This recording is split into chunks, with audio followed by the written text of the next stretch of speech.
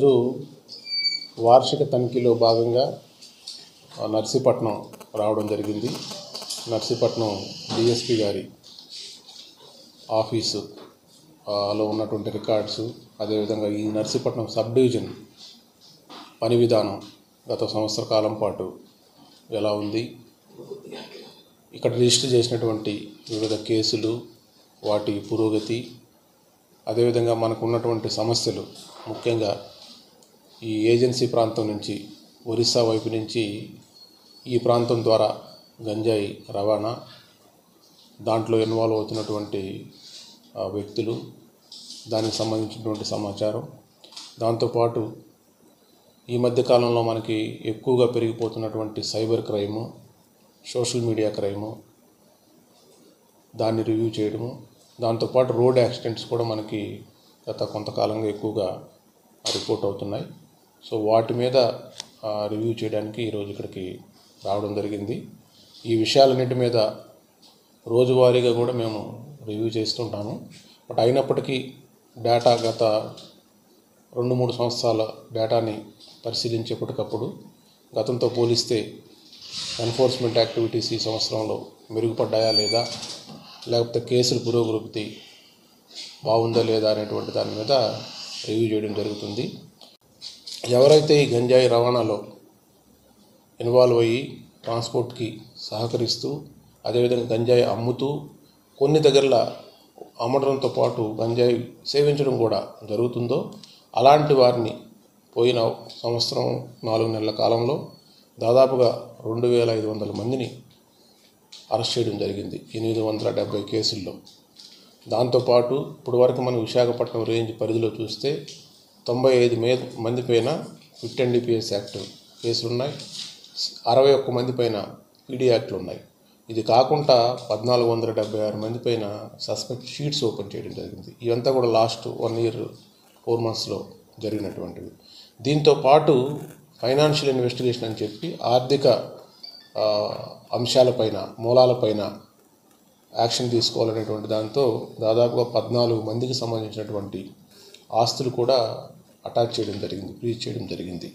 ఇదే కాకుండా awareness create చేయాలి ప్రజల్లోకి అని చెప్పి గత సంవత్సరం 4 నెలల కాలంలో సంకల్పం అనేటువంటి ఒక కార్యక్రమాన్ని మనం పెద్ద ఎత్తున ఈ రేంజ్ పరిధిలో కండక్ట్ చేసి 20,000 ప్రోగ్రామ్స్ పైచిలుకు చేశాము. దానిలో 12 లక్షల మంది పబ్లిక్ పార్టిసిపేట్ చేశారు. దాదాపుగా 4 లక్షల మంది విద్యార్థులు కూడా దాంట్లో పాల్గొనడం జరిగింది. సో ఇదంతా కూడా ఈ డ్రగ్స్కి యువతను ముఖ్యంగా దూరంగా ఉంచాలి, వారి భవిష్యత్తు పాడవకూడదు. ఎవరైతే ఈ డ్రగ్స్ ప్రభావానికి లోనవుతున్నారో వాళ్ళు వేరే నేరాలకు కూడా పాల్పడుతున్నారు. దాని ద్వారా ఈ డ్రగ్స్ కేసులోనే కాకుండా ఇతర అత్యాచారానికి సంబంధించినటువంటి కేసులు, మర్డర్ కేసులు కూడా ఇన్వాల్వ్ అయ్యేటువంటి పరిస్థితి వస్తుంది. దీన్ని బట్టి మనకి ఈ సమస్య ఎంత తీవ్రంగా ఉంది, ప్రపంచవ్యాప్తంగా దేశవ్యాప్తంగా ఉన్నప్పటికీ కూడా మన రాష్ట్రంలో ఒకప్పుడు ఈ సమస్య లేదు.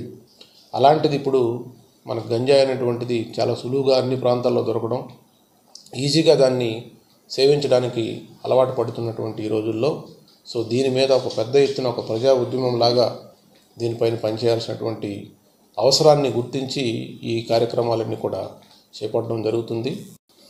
ఈరోజు ఆపరేషన్ జరిగింది, ఇంకా కూడా జరుగుతూ ఉంది అది ఆపరేషను. సో దాంట్లో ఉన్నటువంటి సమాచారం అంతా మా సీనియర్ అధికారులు మీకు అందరికి ఇప్పటికే తెలియజేయడం జరిగింది. సో ఈ కార్యక్రమాలు ఇప్పుడు జరుగుతున్నాయి, అంతకుముందు గతంలో కూడా జరిగాయి, రాబోయే రోజుల్లో కూడా జరుగుతుంటాయి. ఈ కోంబింగ్ ఆపరేషన్స్ అనేటువంటివి జరుగుతూనే ఉంటాయి. లాస్ట్ మీరు కూడా చూస్తే ఒక 3-4 months బ్యాక్ కూడా మనకి 2 ఎన్కౌంటర్స్ మన ఎక్స్చేంజ్ ఆఫ్ ఫైర్స్ మన ఏరియాలో జరిగాయి. దాంట్లో కొంతమంది మావోయిస్టులు కూడా మరణించడం జరిగింది. సో అలాగే ఈరోజు జరిగిన దాంట్లో కూడా కొంత క్యాజువాలిటీస్ ఉన్నాయి. సో ఈ ఆపరేషన్ కూడా కంటిన్యూ అవుతుంది. సో భవిష్యత్తులో కూడా కంటిన్యూ అవుతాయి. యోగిలో మావోయిస్టు ప్రాబల్యం ఏమైనా ఉందా? ఛత్తీస్గఢ్ ఇతర రాష్ట్రాల్లోనే ఎక్కువ ఉన్నట్టు ఉంటుంది. మన ఏరియాకు వస్తున్నారు. ఇప్పుడు మన లాస్ట్ టైం 2-3 months బ్యాక్ వచ్చారు, అప్పుడు ఎక్స్చేంజ్ ఆఫ్ ఫైర్స్ అయినాయి. మళ్ళీ ఇప్పుడు వచ్చారు, ఇప్పుడు ఎక్స్చేంజ్ ఆఫ్ ఫైర్స్ అవుతున్నాయి. మిగతా టైంలో మళ్ళీ అటువైపుకి వెళ్ళిపోతున్నారు వాళ్ళు. ఎప్పుడైతే మన ఏరియాలోకి వస్తారో అప్పుడు మనం దళాలన్నీ కూడా కూంబింగ్ నిర్వహిస్తుంటాయి కాబట్టి ఆ సమయంలో మనకి ఎక్స్చేంజ్ ఆఫ్ ఫైర్లు అవుతున్నాయి. ఇప్పుడు జరిగిన ఎన్కౌంటర్లో మావోయిస్ట్ అగ్రనేత చనిపోయారు అంటున్నారు సార్, వారి కుటుంబ సభ్యులు కూడా నిజమే? అది ధృవీకరించారు కదా. హిడ్మా వారికి సంబంధించినటువంటి టీం 6 మంది సభ్యులు దానిలో మరణించినట్టుగా తెలుస్తుంది మనకి. ఇంకా ఆపరేషన్ జరుగుతుంది, ఫర్దర్గా పూర్తి వివరాలు తెలియాల్సినటువంటి అవసరం ఉంది. ఇంకా ఈ బ్లాక్ స్పాట్లను కూడా గత నెలలోనే గుర్తించి అక్కడ రక్షణ చరిత్ర సృష్టించినోడు ఇప్పుడు ఆ చరిత్రని తిరగరాయబోతున్నాడు. అబద్ధాల గోడల్ని బద్దలు కొట్టి నిజాలను రాగా మీ ముందుంచబోతున్నాడు. నిజమైన వార్తల కోసం వెంటనే డౌన్లోడ్ చేసుకోండి రా యాప్ని.